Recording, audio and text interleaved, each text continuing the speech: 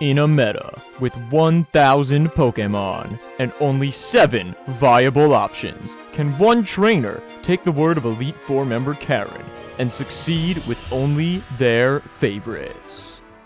What's up, everybody? Welcome to part 2 of competitive favorites, where I try to reach Master Ball tier in Pokemon Sword and Shield using only my favorite Pokemon. And last episode ended with quite the disappointing loss. If you want to check that out, I'll put an iCard in the top right of your screen right now. And yeah, definitely watch that first or after if you so please. You don't really need to watch in order. It's all about just battling. It's about the journey, not the destination. You know what I'm saying? So in this little episode here, we're going to be watching the final 2 battles of day 1 of the challenge and a bunch of battles from day number 2 of the challenge. So hope you guys enjoy. Our first opponent had what looked very likely to be a Trick Room team. Trick Room's a pretty good counter to the fast Mons on my team, so I just made sure to take care of the setter-upper as fast as possible. Our opponent then made an interesting call, to say the least. What? Run another attacking move, bro. Run Eruption. So for some reason, he decided to use Heat Wave with his Torkoal on 2 fire types. I usually get pretty excited when something like this happens because misplays typically means bad player, which typically means a win for me. I then used Ninetales to Extra Sensory the Torkoal to get some chip damage off on it. And I Flare Blitzed the Delmise to take it out swiftly. Down to his last 2 in 2 turns. Or 3 turns. We had successfully narrowed down the opponent's team to 2 Pokemon in a matter of 3 turns, and the poor guy sends out a Steel type against my 2 Fire types who are in the sun. His decision in this next turn was probably his best play that he's made in the whole battle. Oh, yep, okay. That was a 3-turn battle. And now with a slight confidence boost after the demoralizing loss before that battle, I was ready to take on one more battle in the day. Alright, we're against Olivia. Let's see if Olivia has... Okay! Landorus, Therian, Incineroar, Zacian, and Ghost Rider Calyrex. Now we're talking. Jesus Christ. We were now faced with a super meta team with all of the obnoxiously powerful meta picks in the form of Landorus, Zacian, and Shadow Rider Calyrex. This team was not very fun to battle. I led with a pretty safe lead, just faking out and Will-O-Wisping the Landorus, so then it can't really do a whole lot offensively throughout the battle. So I was feeling pretty confident at the beginning, but still scary based on the rest of his party. The Porygon 2 uses Discharge and very obnoxiously paralyzes our Ninetales, halving its speed. The Landorus then U-turns out, which is pretty annoying because Weather Ball does not do very much to the Incineroar that he decided to switch into. The Porygon then unfortunately takes out Incineroar. I then had to accept the inevitable and send in Infernus and take half of my health from the Stealth Rocks. I make the bold decision to max it because of how offensively threatening it is, despite it being at half health, and I think it was not a terrible call, but the results of the battle will tell. It turns out that I definitely did make the right call because the Incineroar went for a fake out. So my G-Max Wildfire was able to take out the Porygon, but unfortunately we got our second full para of the game, and were unable to chip away at the Incineroar because of that discharge from the beginning. Fuck! I'm dead. That's game. And game it was. After our opponent did what should be a legal act of Dynamaxing Shadow Rider Calyrex and taking out Charizard very swiftly, I knew that I was completely boned.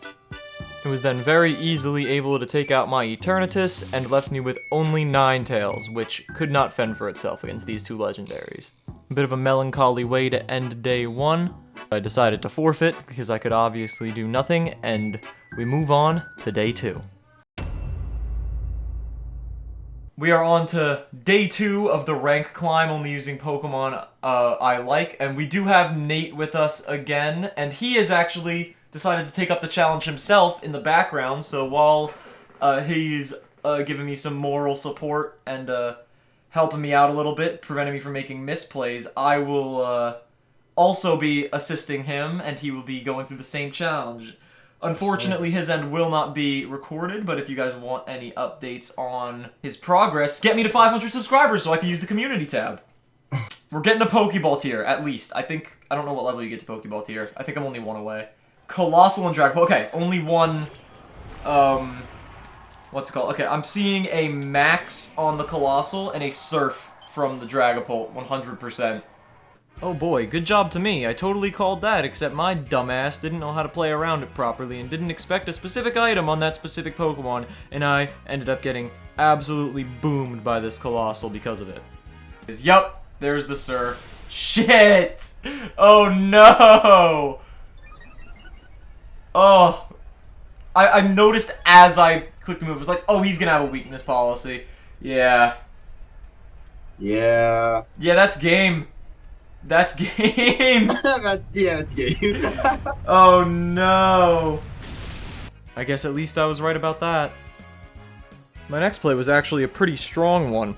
I parting shotted the Colossal to decrease its attack, and then I brought Incineroar right back in because my Charizard had gotten knocked out. So I was able to bring it from being at +1 to being at -1 that easily, which made it a lot easier to deal with, or at least a lot less threatening.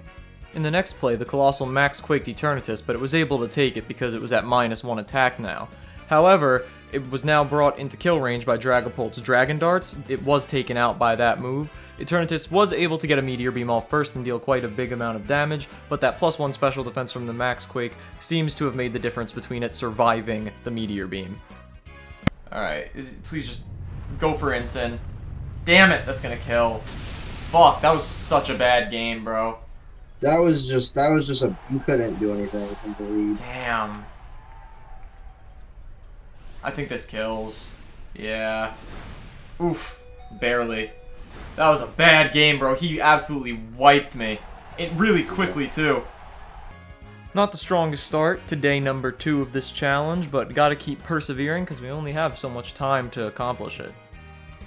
This battle had a much more promising start than the last one. I was able to max my Charizard and Airstream the Hawlucha to get my speed up, while faking out the Hawlucha just to make sure that it can't do anything because it does have Unburden and would be outspeeding both of my team. And very fortunately for me, the opponent does decide to switch his Rillaboom, which gives me basically free motion on attacking that Hawlucha, and I don't get punished at all with any attacks from the Rillaboom.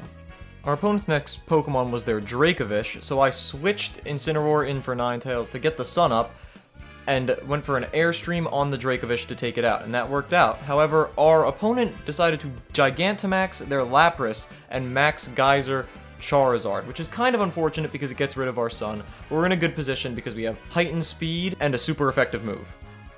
For this next turn, we switched Ninetales back into Incineroar to get that Intimidate off on the Rillaboom, and so we could get the sun back up later. And then this happened.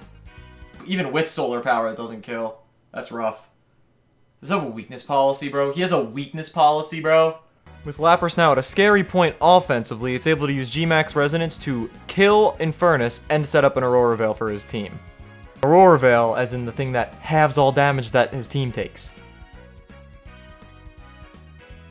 I fake out the Rillaboom so it can't hurt me and Meteor Beam the Lapras. Took that, bro.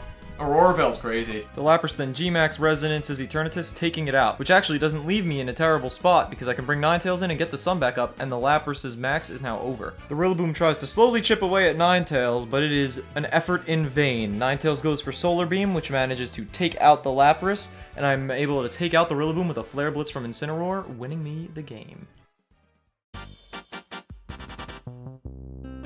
So here we are, partway through day 2, and we've almost climbed our way out of beginner tier and into Pokeball tier. Stay tuned for future episodes, don't forget to subscribe so you don't miss out, and I will catch all of you in the next one. Deuces.